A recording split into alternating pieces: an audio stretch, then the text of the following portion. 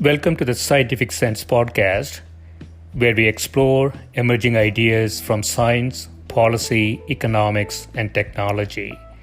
My name is Gil Eapen. We talk with world's leading academics and experts about their recent research or general areas of topical interest. Scientific Sense is an unstructured conversation with no agenda or preparation. We cover a wide variety of domains where new discoveries are made and new technologies are developed on a daily basis. We are most interested in how new ideas affect society and help educate the world how to pursue a rewarding and enjoyable life rooted in science, logic, and information.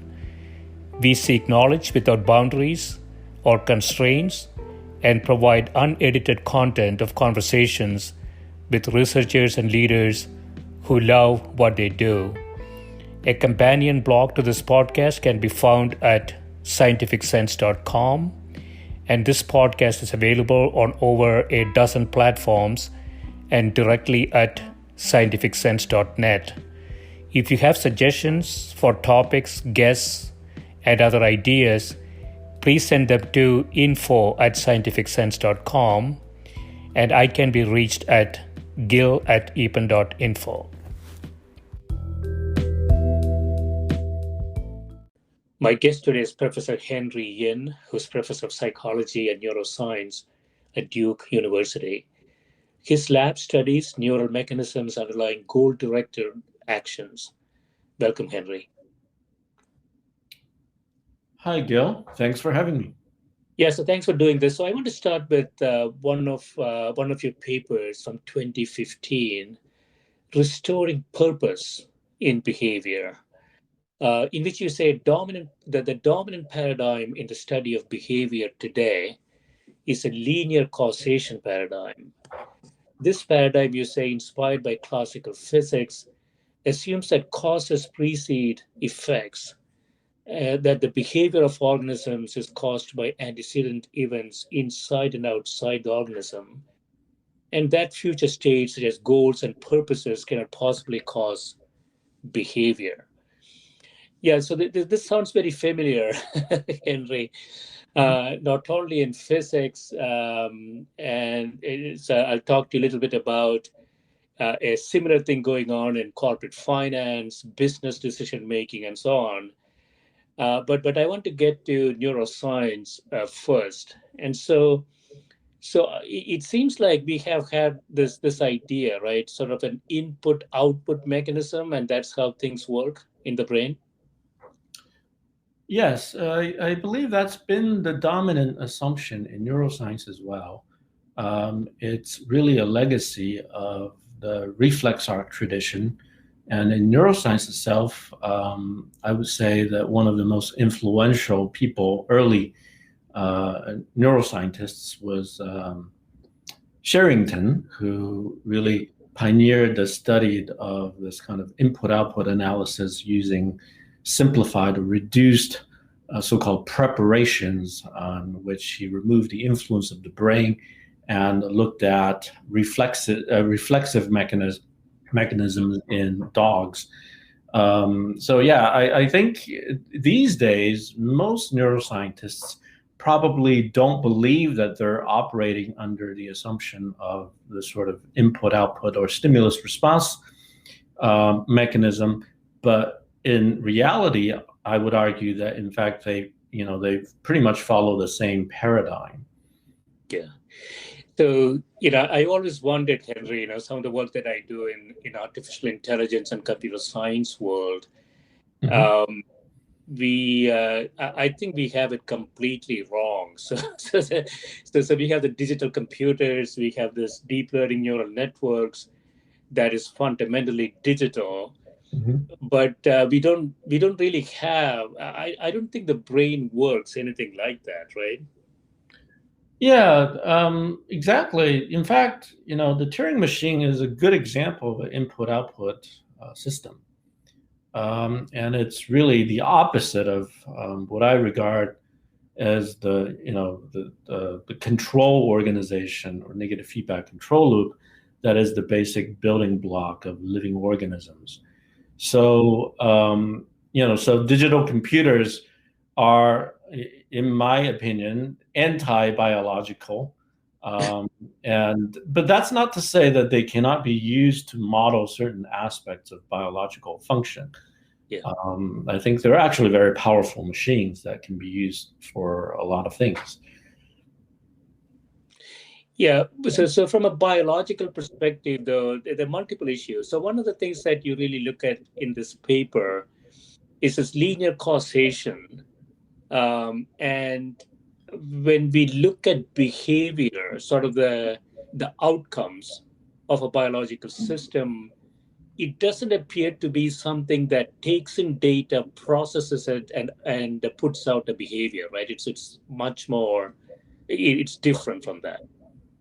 Yeah, exactly. I think the main problem is the verbal analysis is often misleading.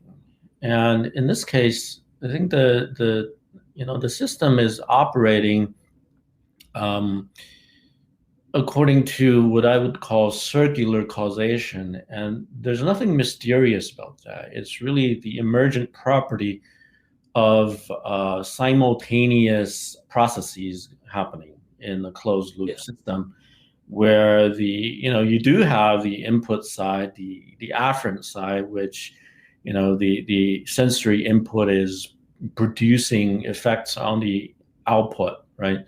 But at the same time, the output is also affecting the input.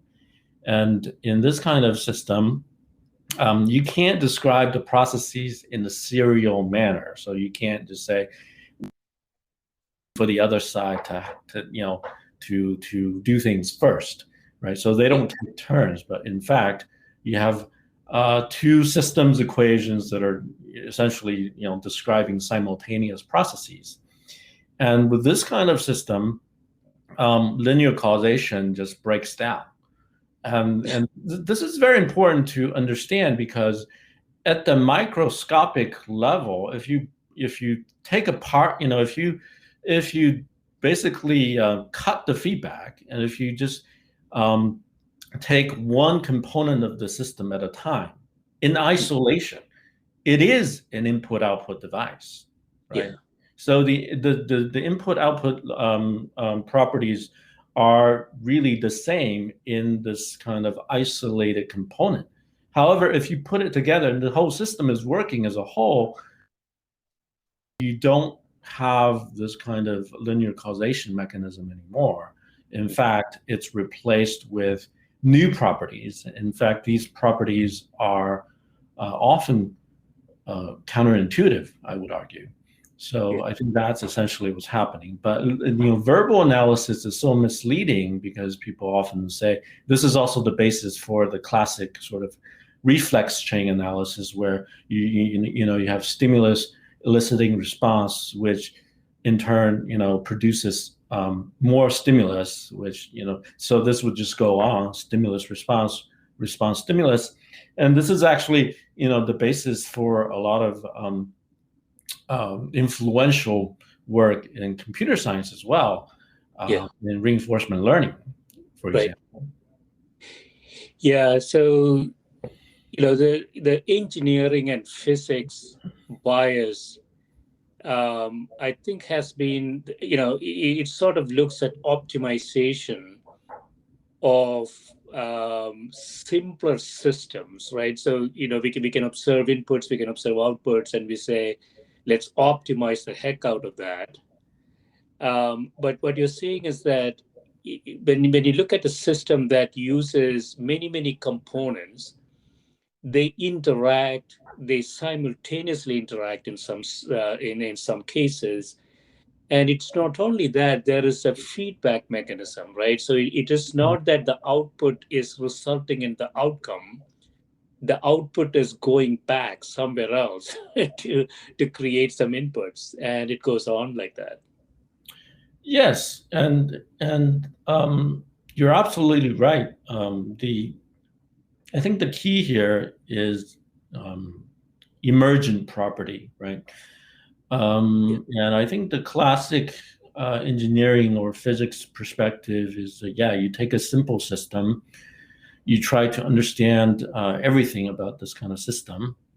And if you're designing or building a system like this, you would basically try to optimize.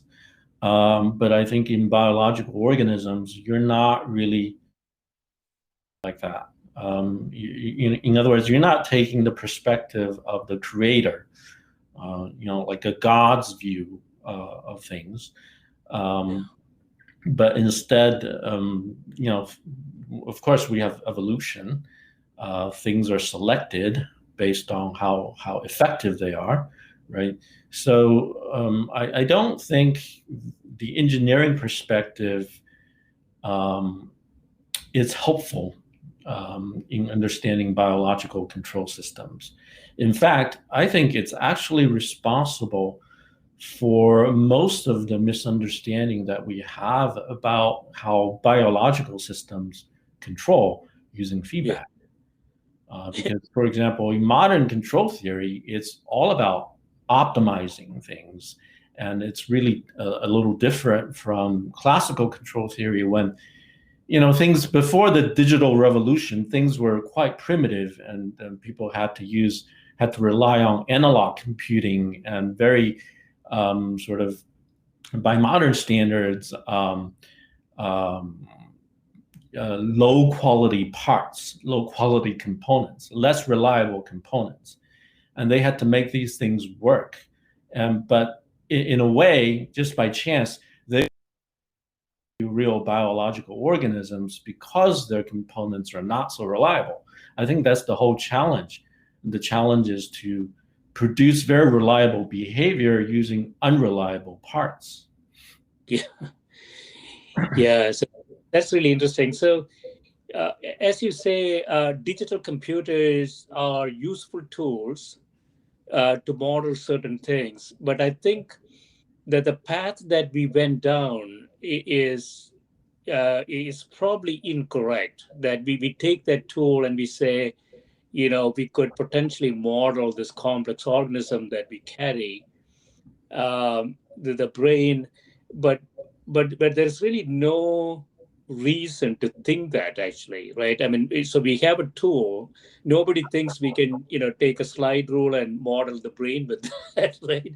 But we do believe now in many instances that the digital computer, and there is a lot of work being done in quantum computing now, all of those things will ultimately model the brain. You can create a human brain with those things, and that seems completely incorrect, right?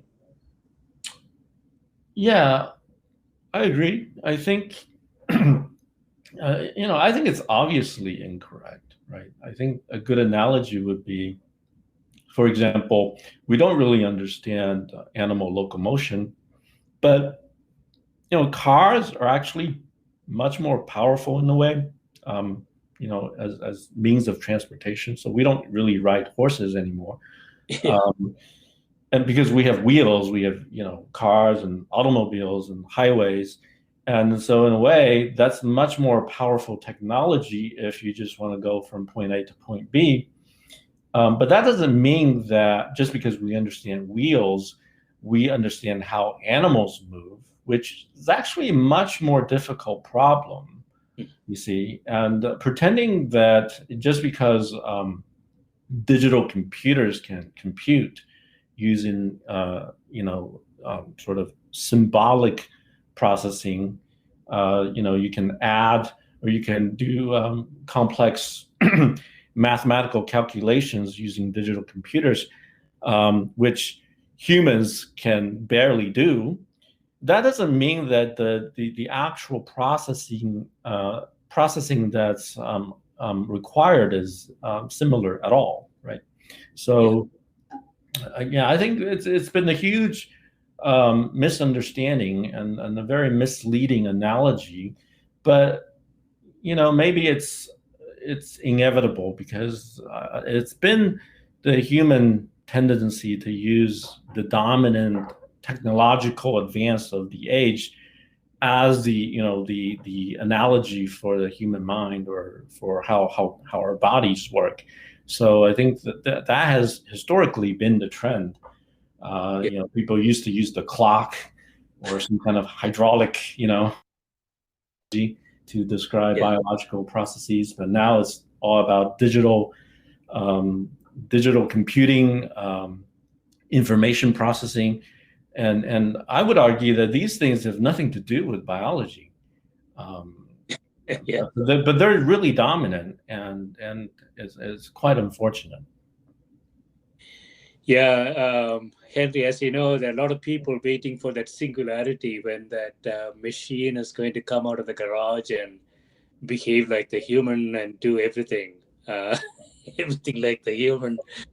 Well, I would argue that I'm not ruling out that possibility, but such machines will not use digital computing, in my opinion, or they will not rely on it. I mean, they could use it, of course, like everybody uses a smartphone these days. It's very helpful, but that's not who we are, right?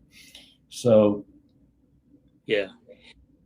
So you say here in the paper the chief difference between the behavior of living organisms and that of non-living things is the presence of control. So what do you mean by that?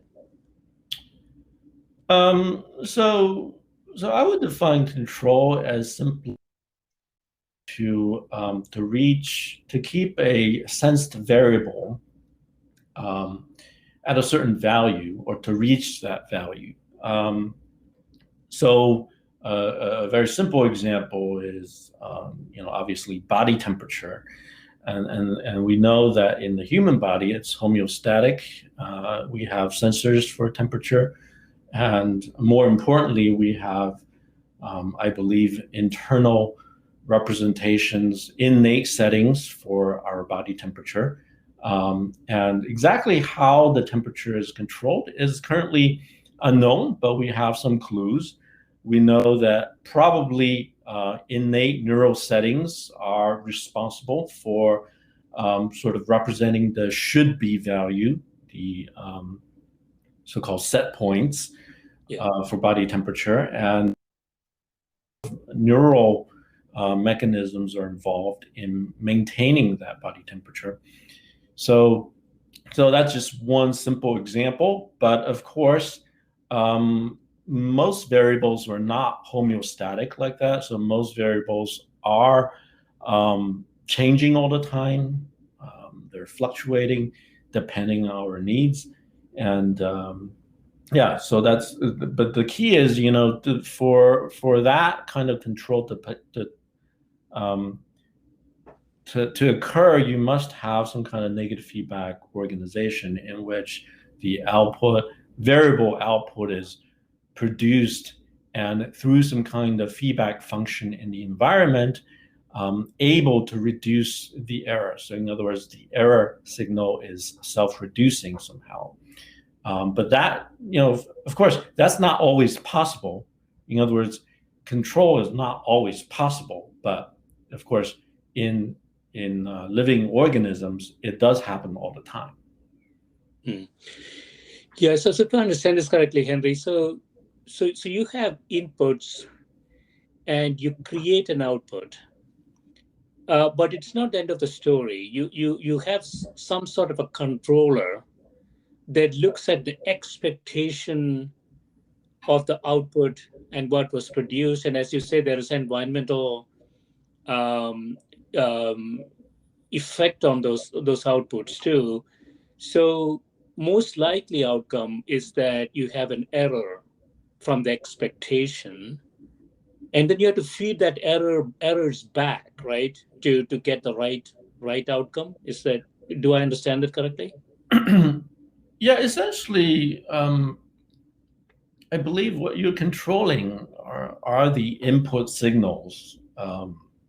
So some kind of internal representation of external physical states, but you can have very complex representations, and the reference states represent the desired states, right? So not expectations, but really how you to be, and the discrepancy is so-called the error signal, and that's being used to generate outputs.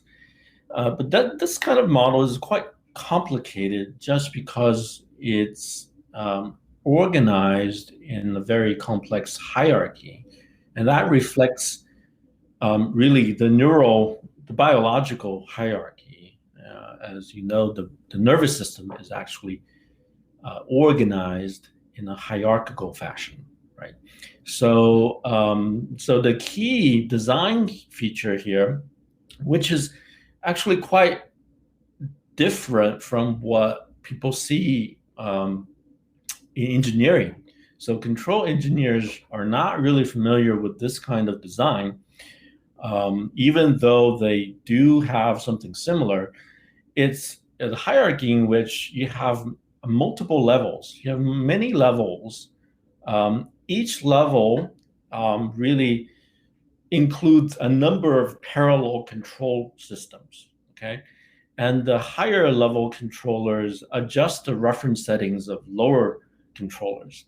So in control engineering, they do have something similar called, cascade organization. In most cases, they have probably two levels. But in the simplest living organism, you would have, probably 4 levels or something like that. And that is required, absolutely required for even elementary behavior. And the interesting feature of this is that, with the exception of the lowest level effectors, essentially all of the control hierarchy is really just the nervous system, without exception. So I would say that 99% of the control that is achieved in any biological organism is achieved by the nervous system. It still sounds mathematical though, Henry. So it at least sounds like we can model it. Clearly you have a lot of different levels there. You have sort of a closed loop system. You have multiple things in that hierarchy, but it all sounds sort of mathematically modelable. Is that the case? Yes, it is. In fact, not only can you just model it, we can build something like that. I think the thing to remember about this kind of hierarchy is you cannot use conventional engineering methods to understand it analytically. So you have to rely on modeling and simulations. It's just too complex to predict based on the properties of the parts. So in order to understand what's going to happen, you actually have to have a good simulation or just build the system. And this is something that we have tried to do. And so I'm happy to say that the system, the kind of organization that I just described, does work in reality. And so it is why I would call it a working model. And that's very important, right? To me, you don't really understand a system well unless you can model it. And we're not talking about just mathematical modeling, because in a way the math is too complex. This is very interesting for me, Henry. So as I mentioned, there is something analogous happening in finance and business decision making, where 99% of corporate finance today is based on deterministic input-output process. And when you really sort of look at it, ultimately those things don't result in decisions in the organizational context. They just make talking about decisions easier. But I have always argued. I wrote a book in 2009. It's called Decision Options, which is really looking at decisions as an optimum control problem. So any decision that you make today has a sequence of decisions interrelated to that into the future. And you have to optimally control your future decisions before you can actually make the current decision to be correct. We don't really do that in businesses. Instead, we just say we will use gut-based decisions. So we have Newtonian mechanics to quantum mechanics type thing going on in many fields, and it's sort of a similar situation here in neuroscience, I think. Yeah. Well, I think I think the key is the problem with a lot of current models in neuroscience is that they are not models that you can run. So in other words, you cannot use these models to generate any kind of real behavior. Yeah. For the most part, they're I don't know how to describe it. I mean, they're just sort of I guess a simple heuristic or something like that. Yeah. They don't describe the system in sufficient detail for this, for you to do any real simulation or to build a robot. And I think that's a real problem because in science you need basic standards. Otherwise, you can never know who's right. So I think in this case, I think our model could be wrong, but at least we can run it, right? So you can say, well, if you have a better model, then your model should be able to produce better behavior that's more similar, right? So I think that's a very important point, and traditional models really don't do that. And I think that's one of the reasons for the current sort of crisis in neuroscience, because there are many models, so there are many theories, but for the most part, they're not they're not detailed enough to make real predictions, and they can't, you can't run them. Yeah, I mean, the beauty of what you're doing is that so ultimately you can test this, right? So if you say you have a different way to model this, you would be able to predict the behavior of a system, and you can test it, and you can refine it. And so in that sense, I don't know if I understand this correctly, Henry. Is it sort of the status quo inertia, the status quo sort of, I don't know what the right term is, but this is how we have always done it, and hence it should be true idea that is holding us back? Are you talking about the current practice? Yeah, in neuroscience. And so, obviously neuroscience is spilling over into artificial intelligence and all of that. And all of them are moving in the direction that, as you say, it's not really usable from you cannot really run them. You cannot really make any robust predictions from them. But right, and I think, yeah, I agree. The problem is, historically, of course, neuroscience started with the study of behavior. So at the systems level, in the beginning was based on, clinical observations, what happens after brain damage, right? So if you damage this part of the brain, this happens. So you would look at these symptoms to infer what the function of various brain parts would be. And what happened was that this kind of approach ultimately was not very successful. It led to a lot of debate, but no real consensus. And when you try to do lesions experimentally in animals, you have the same problem because the effects are very complex, variable. And so in a way, people never had too much success with these approaches, even though they've been practicing it for centuries, right? So what happened in neuroscience is that for a while, this kind of approach just didn't do much. And then suddenly you have a major revolution in cellular and molecular neuroscience, where people could really start to understand what happens at the molecular level or cellular level. They figured out how action potentials generated, for example.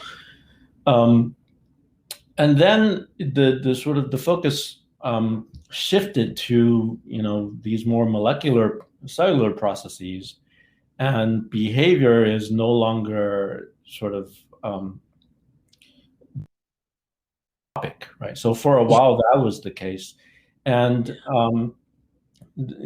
I think the problem with the field of systems and behavioral neuroscience, which is once again becoming popular today, is really this lack of standards, because everything is really just kind of recycled old ideas. And what's worse, you can't really determine who's correct, because there's no standard by which any kind of hypothesis can be measured. It's unclear how some of these ideas can be falsified, for example, because they're not real models, right? And I think the most important problem is to generate models that are sufficiently detailed, so that they can actually be testable. Yeah.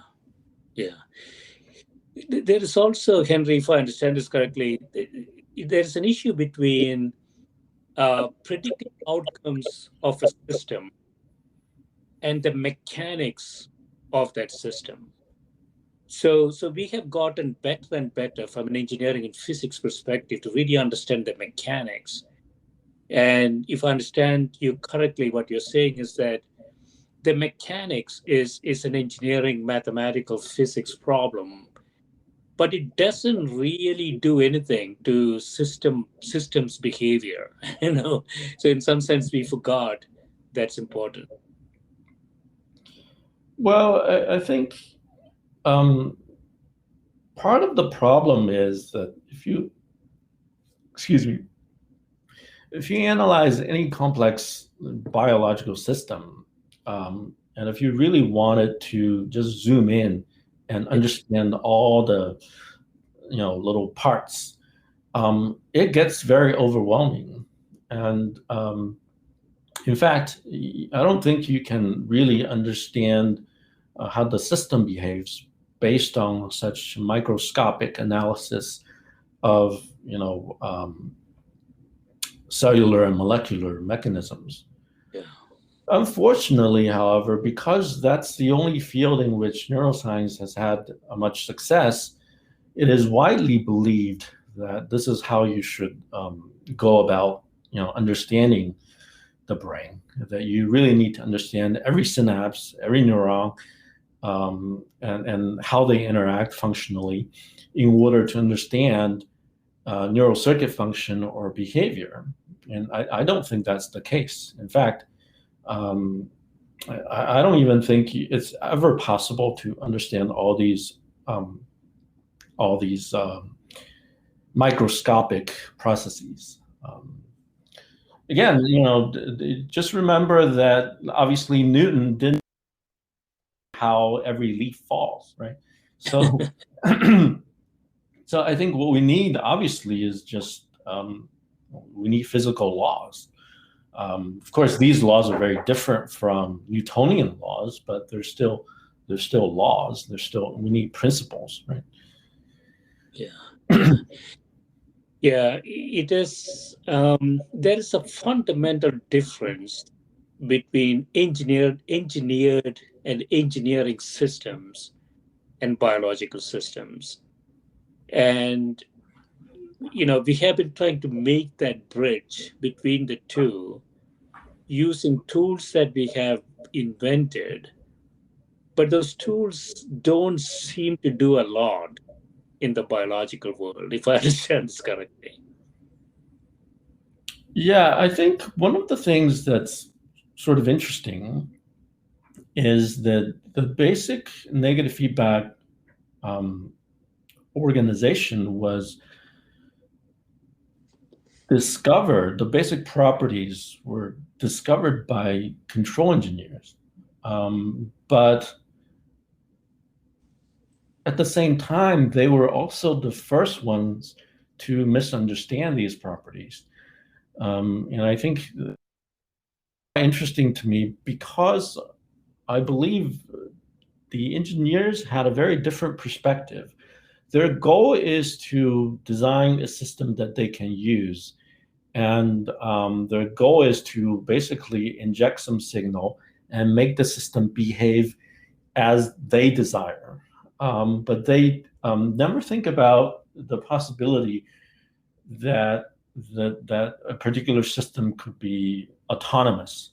And I think that's a major difference because they're just really worried about how to make the parts more reliable, how to make the system behave more closely to what they want, right? Yeah. And I think that kind of mentality, that kind of expectation, is responsible for some of the problems in engineering. I would argue that you can improve engineering, right? But traditional engineering is certainly, I think it's certainly biased, as you mentioned earlier. Yeah. We'll take a quick break, Henry. When we come back, we'll talk about your recent paper Sure. of creating a robot. Yeah. Okay.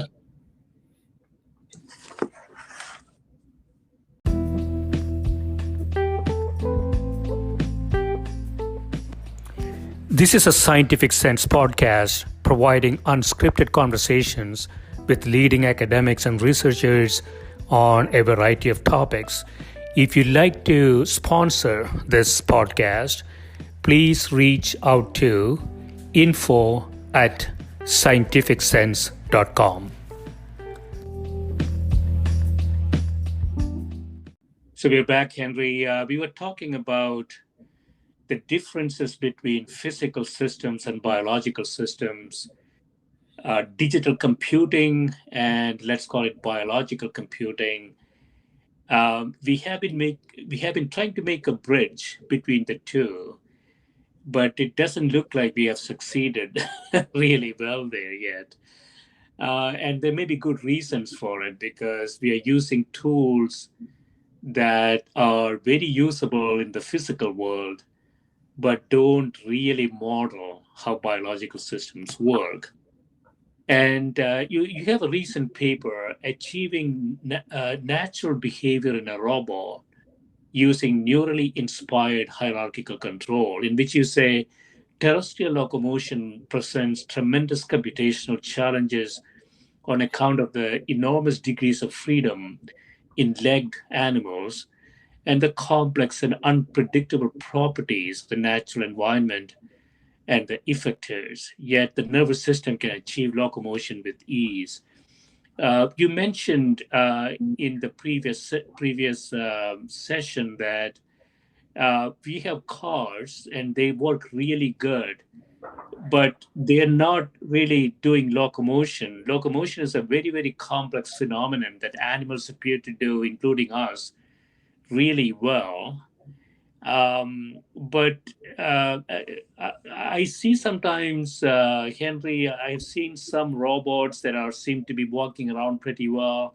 So it seems like we're making some headway there. So what's the status quo in this area? Yeah, I would say that the field of robotics has sort of traditionally failed to solve locomotion, but in recent years, probably in the last 10 years in particular, Yeah. there's been a lot of progress. I would say that we know a couple of groups have been able to build robots with fairly realistic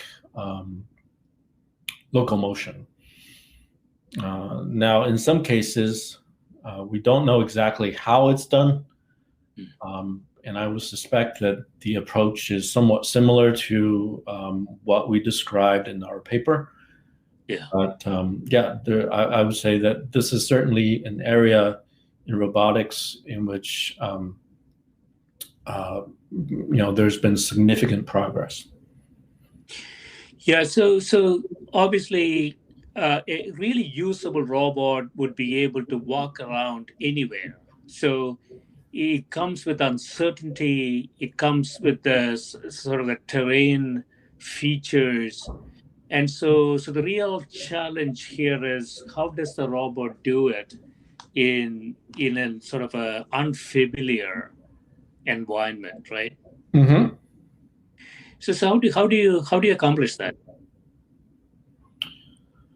Yeah, so the main point in our paper is that this problem can be solved simply using classic negative feedback control arranged in a hierarchy. And this kind of approach is, I believe, very different from the standard approach.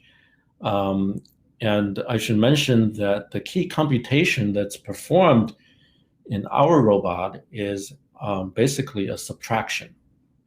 Okay, so so that can be done using any kind of analog computers, where circuits can be built to do the subtraction, right? And this is also realistic because in the brain we know that there are neural circuits that can easily implement this kind of comparison function. Now, this is quite different from approaches in which you have a computer that's really predicting the consequences of each movement. It is trying to predict the kind of possible disturbances from the environment. It is trying to calculate how much torque is required, for each step, things like that. And I believe all that kind of computation is unnecessary if we simply have, this kind of classic negative feedback control loop with internal reference states. But the key is these internal reference states are adjusted by top-down signals from, hierarchically higher levels. And that's essentially the basic organization in our robot. And our robot is also unique in that we use very cheap parts. So we use cheap and sort of unreliable parts. I think the whole robot would cost maybe a few $1,000s. And remember, we're not engineers, so we are not good at engineering. I think I'm actually proud of that fact, because that actually shows that our design is good, right? Because the parts are certainly not good, and they're cheap as well. So, if you compare this kind of robot with something that is far more expensive, where you might have hundreds of engineers spending millions and millions of dollars developing a locomotor, a robot that's capable of locomotion, and that tells you something about the simplicity of our approach. Yeah, I'm just thinking, Henry, that it seems to me that the real difference is sort of the command and control center. So we have high expectations of our brain. We think there is some really massive programs running there that is controlling everything. And everything that we do in engineering is sort of in that direction, right? If you think about autonomous vehicles, Uh, all engineering systems are in that direction.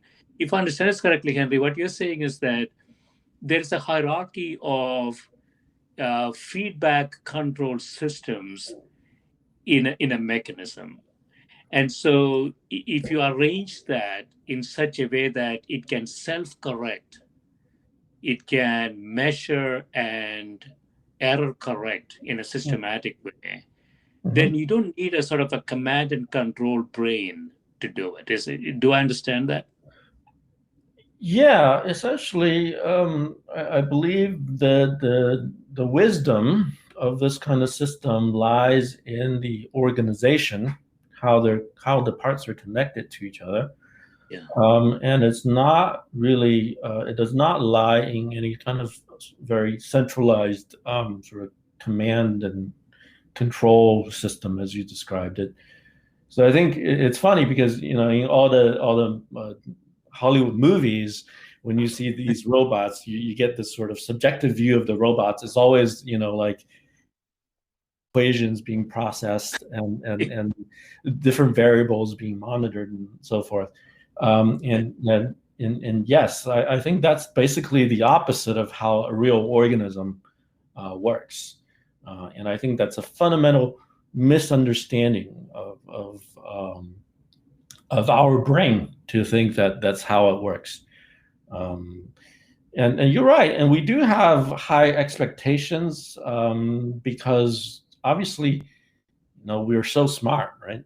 But I think I think the real intelligence is in biology is really based on using extremely simple and well conserved mechanisms that we share with flies, with insects, even, and using these basic parts to do great things.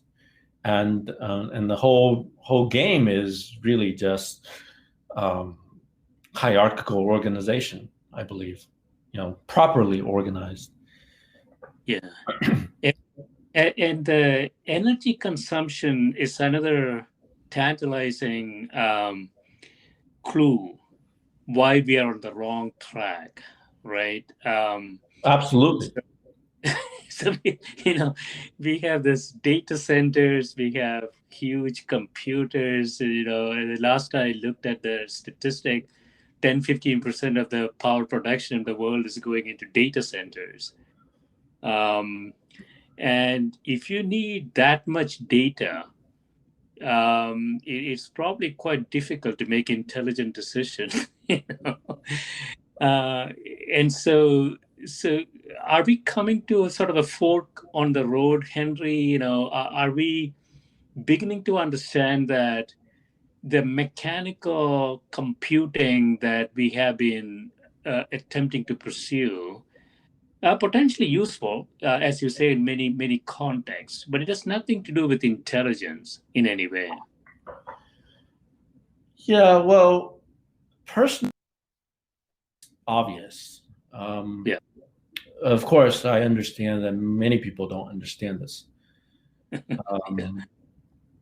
Now, I believe, if I have to predict, I believe that is the case. What you described is true. I believe that in the near future, people will probably start to realize that that's the case. In a way, because computational power there's going to be some kind of asymptote, right? So it's been growing, and certain things rely on computational power, and of course energy consumption. But I think is a very important constraint here. And so the next time people try to compare, a human Go player with some kind of computer program, you always have to consider energy consumption. I think it would only be fair if you equate the energy consumption. So 2,000 calories, about 20% consumed by the brain. So we are doing all this stuff with 400 calories a day. Yeah, isn't that amazing? Yeah, and of course, it's important to understand also that and energy is perhaps the biggest problem in biology, right? That's what living organisms need. So how to acquire and also conserve energy. That's a very important constraint in biology, which people have often neglected. Yeah, so that's interesting, Henry. So perhaps we didn't really put energy as a constraint on design or engineering design. Because you have abundant because energy available. And maybe the cost of energy wasn't, really material in the grand scheme of things. So we got really lazy, in some ways in designing the systems. And it has implications where we are today, right?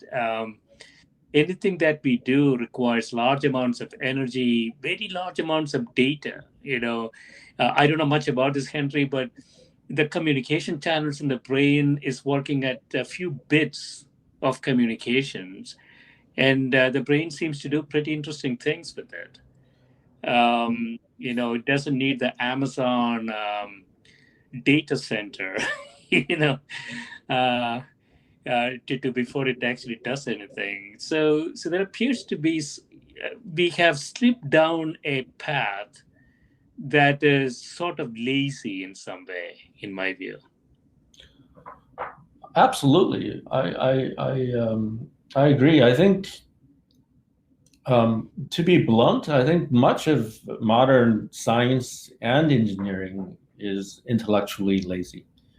It's intellectually lazy because there is a very good foundation from previous work, a lot of it from the 19th century, right? And so people are just sort of relying on more computational power, and there's not much original thinking going on, unfortunately. So that's why we are having all these problems.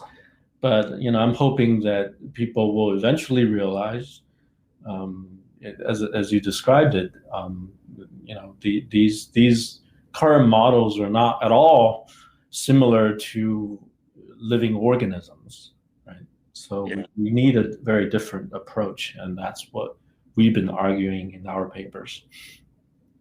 Yeah, I'm going to get in trouble for saying this, Henry, but I think sort of paper and pencil innovation is gone. Now we need a large hadron collider, before we can innovate anything.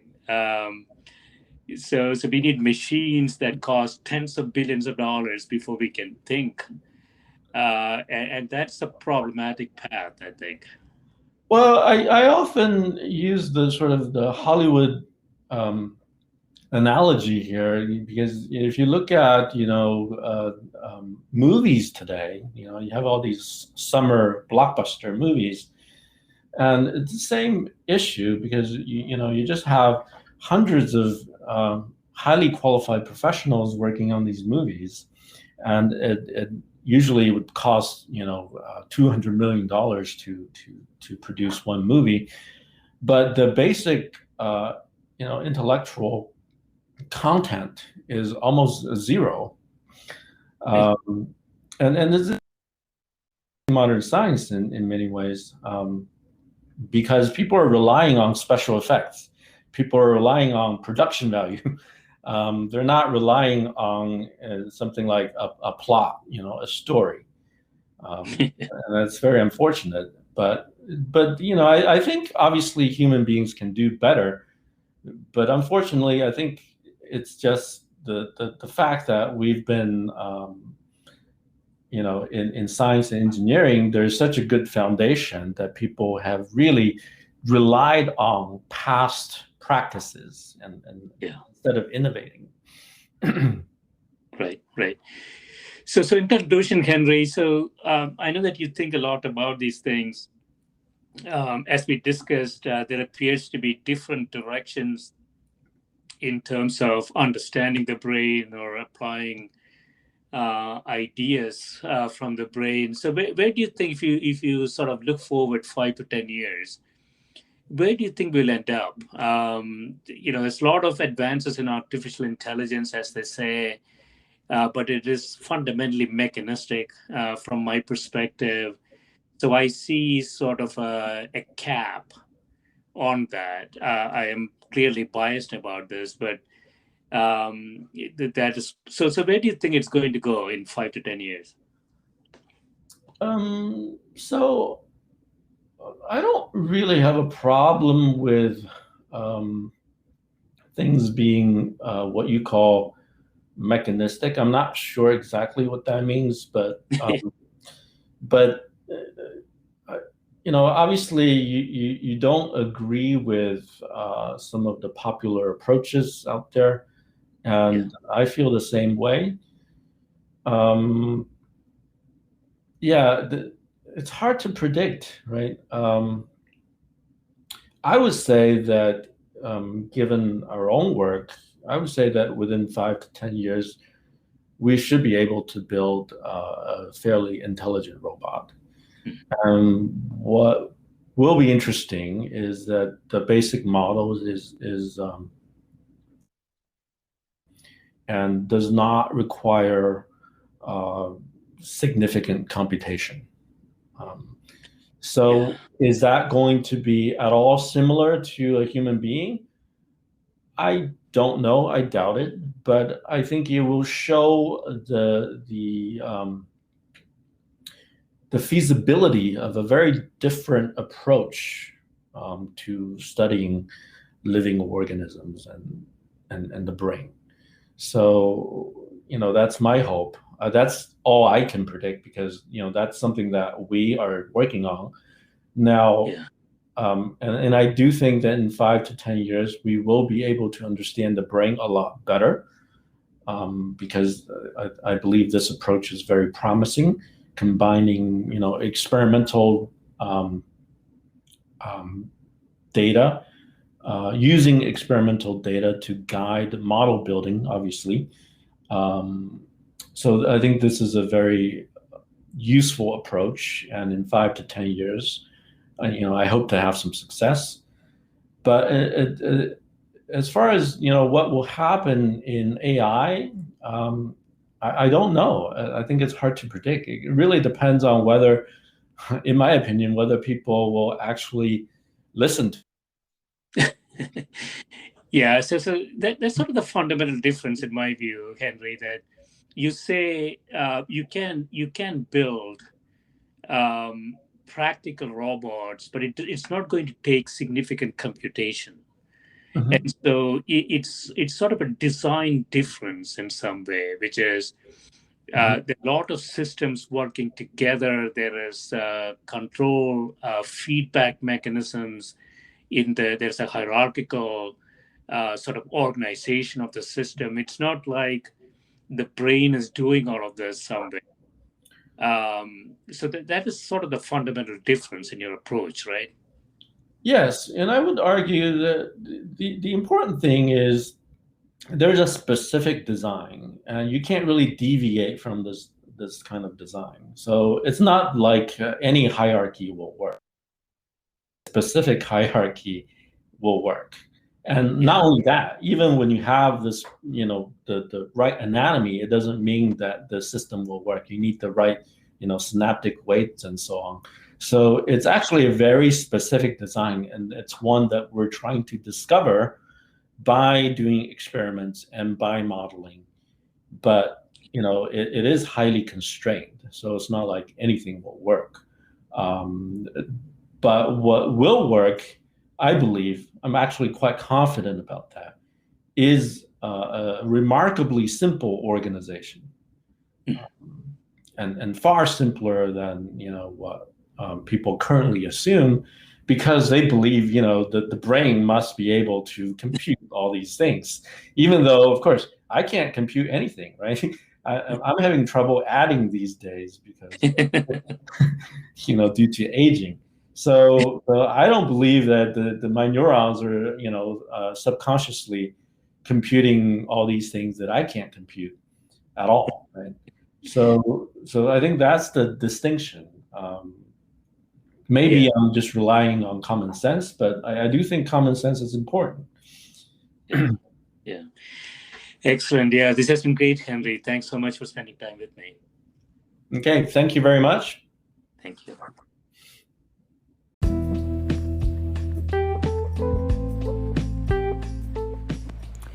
This is a Scientific Sense podcast providing unscripted conversations with leading academics and researchers on a variety of topics.